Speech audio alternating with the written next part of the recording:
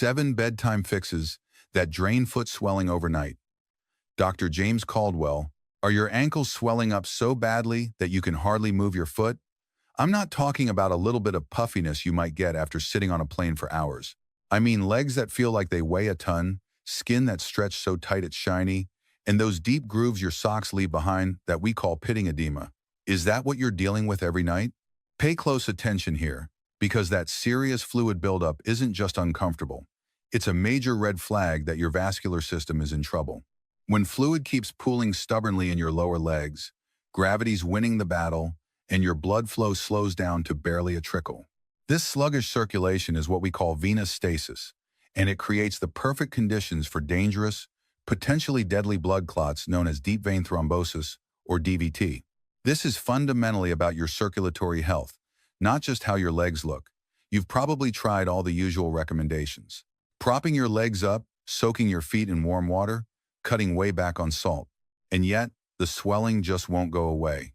Why? Because you're only addressing what you can see on the surface. You're missing the essential nighttime routine that doesn't just manage the fluid buildup, but actually forces the process to reverse itself while you're sleeping. I'm giving you the complete 7-step bedtime vascular protocol. We're going to systematically detoxify, strengthen, and manually force that fluid out of your legs before you even get into bed.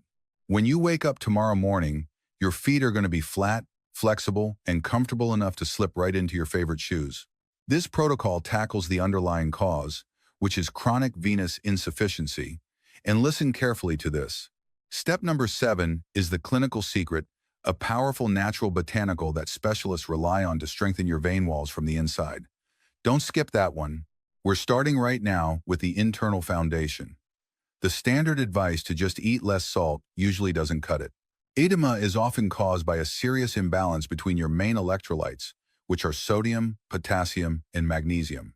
Your kidneys, which handle the vast majority of your body's fluid regulation, need a specific ratio of these minerals.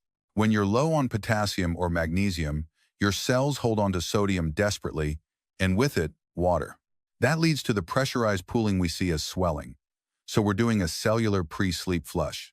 60 minutes before you're planning to go to bed, you need to complete the first step, which involves magnesium and potassium. Magnesium citrate is a natural smooth muscle relaxer. It helps release the tension in your blood vessel walls, the exact veins we're trying to clear out, and it supports proper cellular hydration. I recommend 1 full teaspoon, which is roughly 300 to 400 milligrams of elemental magnesium, mixed into 12 ounces of water. The secret ingredient here is potassium bitartrate, which most people know as cream of tartar. Potassium is the main regulator of fluid inside your cells, working directly opposite to sodium, which operates outside the cell. By increasing potassium, you're telling your cells to release excess sodium and water. Add a generous pinch, about a quarter teaspoon of cream of tartar, to your magnesium drink. Sip this mixture slowly over the course of 60 minutes before you plan to sleep. This timing matters a lot because it gives your kidneys and vascular system a running start, kicking off the gentle system-wide fluid release before you lie flat and gravity stops being helpful. Remember, we're trying to get that fluid moving while your body position still lets gravity work in your favor. If you've got any underlying kidney problems, you absolutely must talk to your doctor before making significant changes to your potassium or magnesium intake. For everyone else, this is the foundational starting point.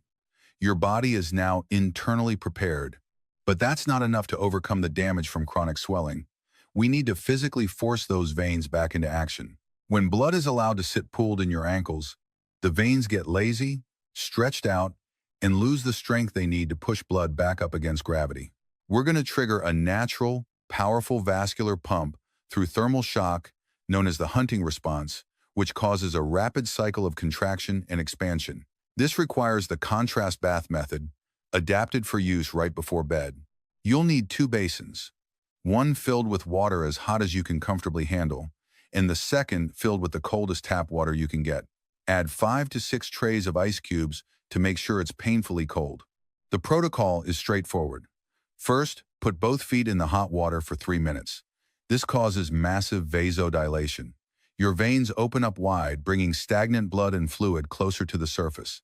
Second, immediately switch your feet to the ice water bath for a full 60 seconds. This is the tough part, so take deep breaths. The intense cold triggers powerful vasoconstriction. The veins instantly squeeze down hard, forcibly pushing the blood and trapped fluid out of that area and back into your central circulatory system.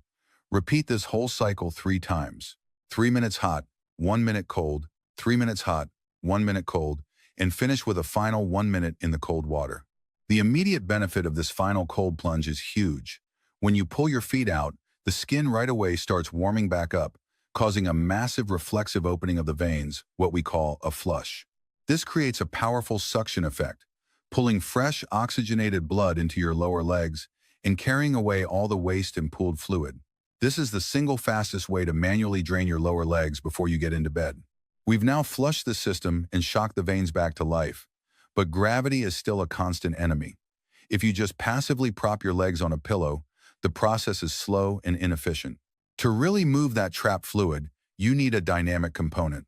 You need to activate your powerful calf muscles, often called your second heart, to squeeze the veins that run through them. This is what we call the muscle pump. The technique is based on a restorative yoga pose called Viparita Karani, or legs up the wall. Lie flat on your back close to a wall and scoot your hips as near to the wall as you possibly can. Swing your legs straight up so your heels are resting on the wall, forming a perfect L shape. This position puts your lower legs above your heart, letting gravity help out. Here's the critical refinement. You can't just lie there. Every 60 seconds, you've got to perform an active ankle flex. Point your toes strongly toward the ceiling for a count of 5. That's the stretch. Then strongly flex your feet, pulling your toes back toward your head for a count of 5. This powerful muscle contraction is what actively squeezes the venous reservoir in your calves. Repeat this point flex cycle 10 times per minute for a total of 5 minutes. This is active gravitational drainage. The active pumping combined with the inverted position creates the maximum pressure gradient, forcing the fluid from your ankle reservoirs up into the larger veins in your thighs and pelvis, where your main circulatory system can handle it effectively. 5 minutes of this is equivalent to getting a deep, active lymphatic drainage massage for your entire lower body. Make these 5 minutes non-negotiable every single night. We've drained the fluid. Now we've got to strengthen the plumbing. Why does the fluid leak out of your blood vessels in the first place? Because the walls of your smallest vessels, the capillaries, get weak, porous, and leaky due to inflammation and free radical damage. We need a topical solution that can tighten and tone these leaky vessels. We're going way beyond simple moisturizer and using concentrated botanical venotonics mixed with a carrier oil. Cypress essential oil is highly valued for its venotonic properties, helping to reduce blood vessel permeability and strengthen capillary walls. This is the structural repair part of the rub. You need 5 drops. Rosemary essential oil is a potent circulation stimulator. It boosts local blood flow, making sure that the fluid we just forced out gets rapidly carried away, preventing it from immediately settling back in. You need 5 drops of rosemary oil. Mix the 10 drops total with 1 tablespoon of a carrier oil, like fractionated coconut or almond oil. This isn't a quick slap-it-on situation. It's a targeted massage. Sit comfortably and extend your legs. Starting with a small amount of the oil blend at your toes, use firm upward strokes to massage the oil deeply into your feet, working toward your ankles and then up your calves. This is crucial. Always massage toward your heart. You're manually helping the venous return. Spend extra time on the lower half of your calves and stop the massage just below the back of your knee. This massage stimulates local nerves, drives the active ingredients deep into the tissue, and provides the anti-inflammatory action needed to repair those leaky vessels. The veins are toned, the fluid is drained. Now we've got to protect that work all night long. Step 5 involves compression, but if you're using the wrong type, you could be cutting off your circulation. If you've been prescribed 20 to 30 millimeters of mercury compression stockings for daytime wear, that's fine. However, you should never sleep in high-grade compression. When you lie down, your blood pressure evens out, and those heavy stockings can dangerously restrict your flow, creating a tourniquet effect overnight. We need a therapeutic maintenance level. The secret is low-grade therapeutic compression, typically found in light travel or flight socks. Look for socks rated 8 to 15 millimeters of mercury. This is the perfect pressure level to maintain the reduction in edema we've achieved with the previous steps without restricting flow while you're lying flat. These socks act as a constant, gentle squeeze, preventing the tissue space from expanding and reabsorbing fluid that your kidneys are still processing overnight. The way you put them on is crucial. For general edema, ankle or calf height is enough. Most importantly, check the top band. If the elastic band creates a visible deep groove in your skin, it's too tight for nighttime use and is acting as a dangerous constriction. Roll the band down or switch to a looser pair. The compression must be graduated, not concentrated at the top. Put them on right after your oil massage, locking in the fluid reduction. We're 5 steps in, and you're almost ready for bed. But before you get comfortable, you need to realize that one of your most common evening habits, the way you drink fluids, is undermining your entire effort. When you drink water, it doesn't instantly leave your body. It gets filtered by your kidneys, and this process takes time. Your body is also less efficient at moving large volumes of fluid when you're lying flat. Drinking a bunch of water right before bed guarantees that fluid will just settle via gravity in your lowest extremities, which are your feet and ankles. You need a strict 3-hour fluid cutoff before your designated lights-out time. If you're planning to be asleep by 10 p.m., your last substantial drink of water should be no later than 7 p.m. This means stopping the big glass of water, the herbal tea, or any other beverage. The only exception is a small sip to swallow your